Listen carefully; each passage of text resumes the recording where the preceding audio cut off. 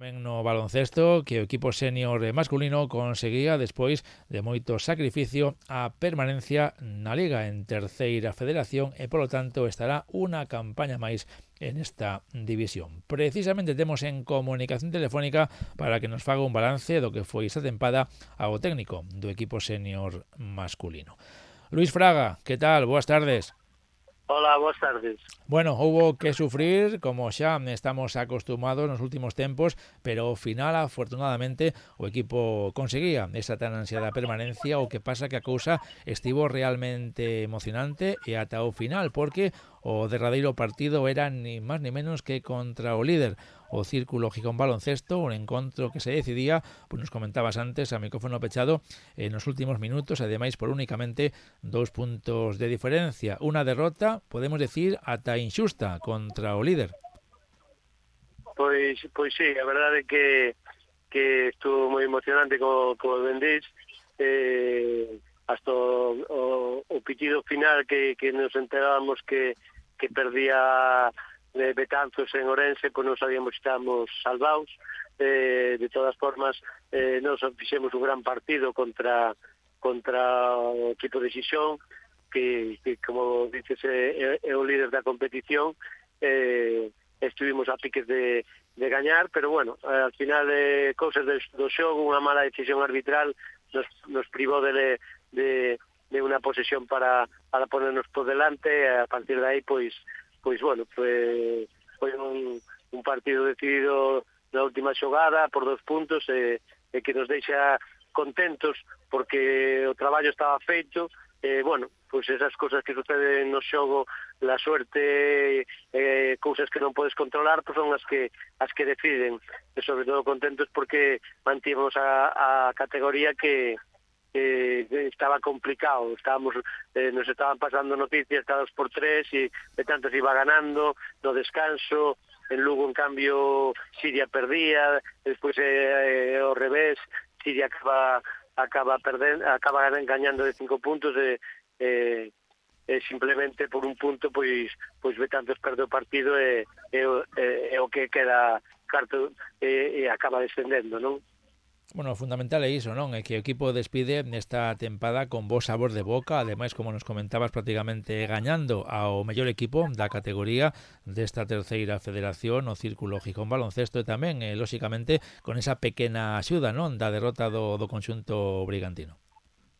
Sí, bueno, eso é parte do xogo, non? Pois a veces o que pasa en outros campos, ou outras decisións que te favorecen, e outras veces pois te complican a vida. Neste caso, pois salió cara, e gañamos o posto na Liga para o ano que ven, e descenderon eles. Parte do xogo, non? Tampouco hai que darlle moitas voltas, non? Podía haber sido ao revés, foi como foi, e a celebrarlo e nada máis. Nós tamén habíamos feito os méritos dos que fomos capaces para quedar na categoría, non é ningún regalo, é simplemente que é o xogo, non? Eles tiñan que ganar, non foron capaces, nos beneficia a nós. Está claro que ademais o dicíamos en outras ocasións, esta liga está moi competida, está moi igualada, son moitos equipos prácticamente loitando polo mesmo obxectivo, e ademais, como ti nos comentaste tamén en diferentes ocasións, non é de recibo, non? Que prácticamente da metade para baixo os equipos estén todos eles loitando por evitar o descenso. Quizáis eso habería que darlle unha volta, non? Sí, a mí comentábame precisamente un entrenador do Círculo de Xixón que ele estaba libre de todo, non?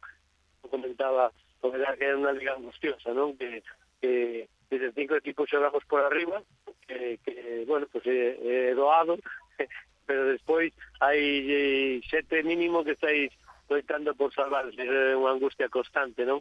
Durante toda a temporada, cada partido é unha final, como quen di. E despois hai pues un ou 2 equipos ao mellor que están na zona templada, que ni altan para arriba ni para abajo, non é normal que haya casi un 40% de descensos en unha competición. Nos hace, xa non esta vez, pero fai 3 anos así, habíamos mirado e habíamos dado voltas a competicións de outros países, e tal, e non hai unha sola competición no mundo que destina un 40% de equipos, non é normal. Leva a que non sea unha competición na que o xogador se poda desenrolar e disfrutar do xogo, senón que todo un sufrimiento, non? Pero bueno, estamos así, mentre non o queran cambiar, hai que xogar con estas reglas. Este ano hemos mandado outro escrito a todos os clubs pidiendo que foran 3 descensos en vez de 4. Bueno, de momento non hemos recibido resposta e veremos en que queda, non? Pero como bien dices, pois son moitos equipos os implicados na zona de descenso para que sea unha competición divertida, non? El exceso de estrés non é bo. Unha cosa que haya competición entre os equipos por acabar unha mellor plaza e outra cousa o estrés de casi económicamente al menos xogarte a vida cada partido, non? Moi difícil para os clubs e moi difícil para os equipos. Bueno, pues esperemos que en las vindeiras tempadas esto cambie a mellor e sobre todo pues que non haxa ese estrés que prácticamente ao longo de toda a tempada teñen que sufrir esa cantidade tan grande de equipos. Pero unha vez rematada a Liga, agora é tempo para reflexionar, pero non demasiado, non? Porque tamén hai que falar lóxicamente das categorías base do Club Baloncesto de Culleredo e hoxe en concreto do equipo cadete femenino, non? Que xoga esta fin de semana polo título de campeonas galegas e tamén por un pase para o Campeonato de España.